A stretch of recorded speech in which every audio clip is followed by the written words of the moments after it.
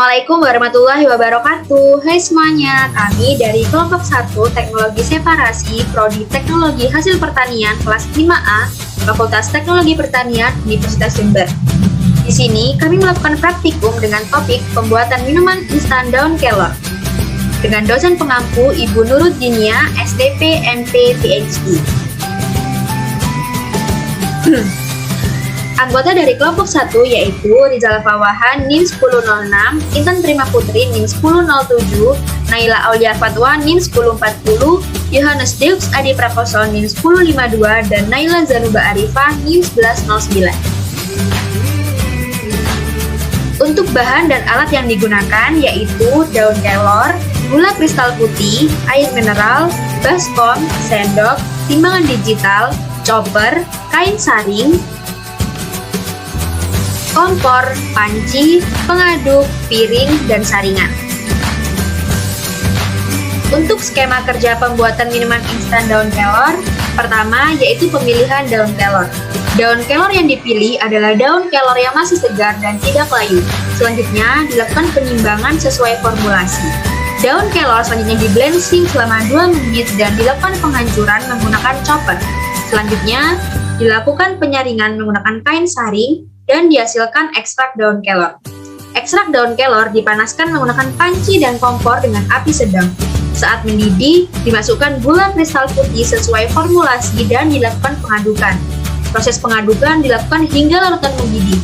Setelah mendidih, kompor dimatikan namun larutan tetap diaduk hingga terciptanya kristal gula kelor. Selanjutnya, kristal terbentuk dan dilakukan penghancuran menggunakan chopper. Setelah itu, dilakukan pengayakan menggunakan saringan dan dilakukan pengujian.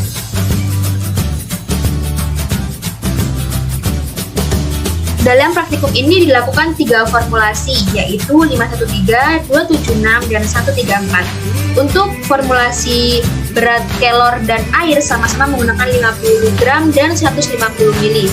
Sedangkan untuk formulasi 513 menggunakan gula sebanyak 25 gram, untuk formulasi 276 menggunakan gula 50 gram, dan untuk formulasi 134 menggunakan gula 100 gram.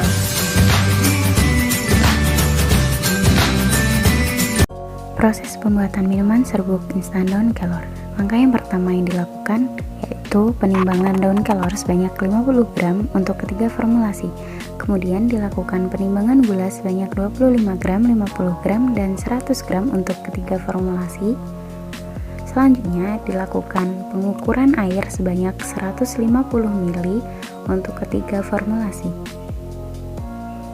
Selanjutnya dilakukan pencucian daun kelor dengan menggunakan air yang mengalir hingga bersih. Daun kelor yang telah dicuci kemudian di-blending dengan menggunakan api sedang selama 2 menit. Blending dilakukan hingga daun mulai tampak layu.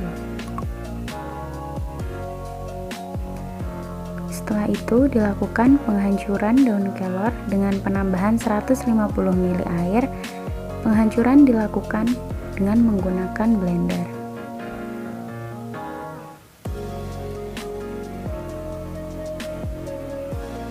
Setelah itu dilakukan penyaringan agar diperoleh ekstrak dari daun kelor. Selama penyaringan, ampas daun kelor ditekan-tekan dengan menggunakan sendok untuk memperoleh jumlah ekstrak daun kelor yang maksimal. Selanjutnya dilakukan pemanasan ekstrak daun kelor dengan menggunakan api sedang. Pemanasan dilakukan hingga ekstrak daun kelor mulai mendidih. Kemudian dilakukan penambahan gula sebagai bahan pengkristal. Setelah itu dilakukan pengadukan secara terus-menerus dan dilakukan hingga mulai mendidih dan mengental. Setelah ekstrak mulai mengental, pemanasan dihentikan dan dilakukan pengadukan secara terus-menerus hingga mulai mengeras dan membentuk kristal. Setelah kristal terbentuk, kemudian dilakukan penghancuran dengan menggunakan chopper. Setelah itu dilakukan pengayakan agar memperoleh ukuran partikel yang homogen. Berikut merupakan hasil dari serbuk kami. Nah, pada praktikum kali ini dilakukan beberapa parameter pengamatan. Yang pertama, pengamatan rendemen. Untuk pengamatan rendemen ini, yang pertama, ekstrak kelor dan gula dilakukan penimbangan. Setelah dilakukan penimbangan, dilakukan pencatatan berat.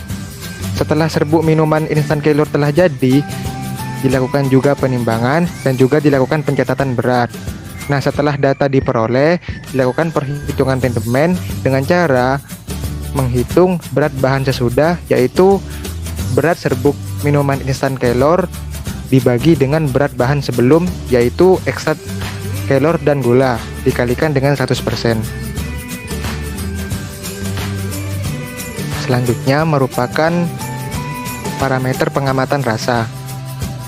Serbuk minuman instan kelor yang telah jadi dilakukan penyeduhan dengan air, setelah itu dilakukan penilaian rasa oleh penulis.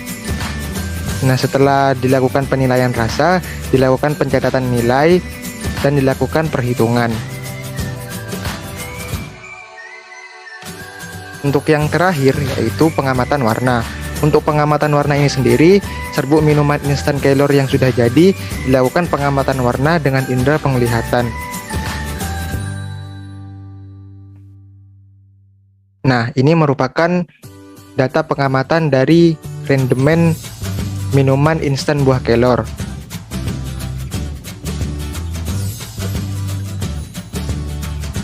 Selanjutnya merupakan data pengamatan dari uji organoleptik rasa.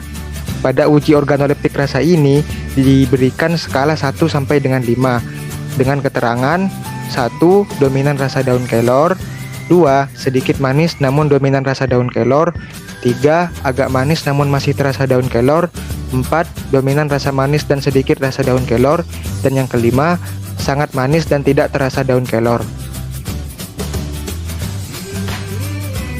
Selanjutnya untuk bagian pembahasan, yang pertama ialah rendemen.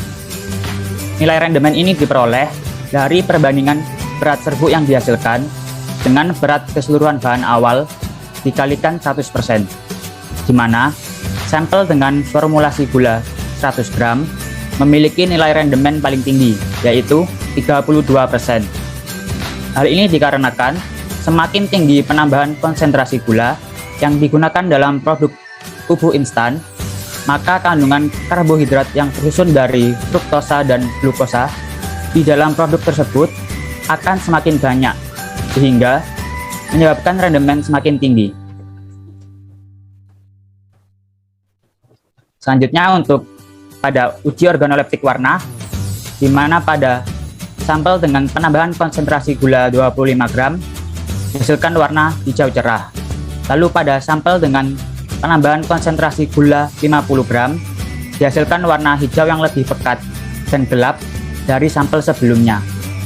Sedangkan untuk sampel dengan penambahan konsentrasi gula 100 gram dihasilkan warna hijau yang sangat pekat dan gelap atau berwarna hijau tua. Dari data tersebut diketahui bahwa semakin banyak gula yang ditambahkan, maka dihasilkan warna minuman serbuk instan yang semakin gelap. Hal ini dikarenakan semakin banyak konsentrasi gula yang ditambahkan, maka semakin mudah terjadinya reaksi Maillard, di mana warna gula akan berubah menjadi kecoklatan, sehingga warna sampel menjadi lebih gelap. Selanjutnya, uji organoleptik rasa. Dengan sampel 513 didapatkan rata-rata 1,6. Untuk sampel 276 didapatkan rata-rata 3,2. Dan terakhir, sampel 134 didapatkan rata-rata 4. Sampel dengan penambahan konsentrasi gula 100 gram gula per 150 ml ekstrak kelor memiliki rata-rata nilai rasa tertinggi 4. Semakin banyak gula yang ditambahkan, minuman instan serbuk yang dihasilkan semakin manis dan disukai panelis. Menurut NCIR dan kawan-kawan yang menyatakan bahwa rasa manis yang terdapat pada serbuk instan disebabkan penambahan bahan pemanis tertentu, baik berupa gula maupun pemanis lainnya seperti aspartam. Kemudian, kesimpulan didapatkan semakin tinggi konsentrasi gula yang diberikan, maka nilai rendeman semakin tinggi. Nilai rendeman tertinggi diperoleh oleh sampel dengan variasi penggunaan gula sebanyak 100 gram per 150 ml ekstra kalor.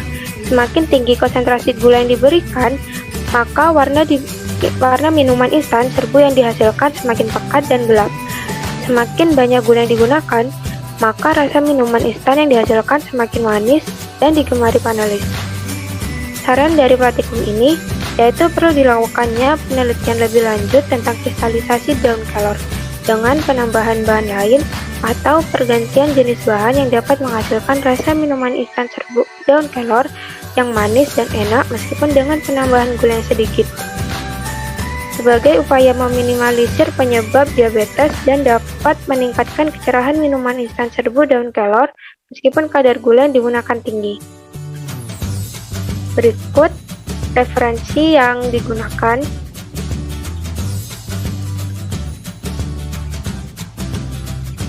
Terima kasih sudah menonton.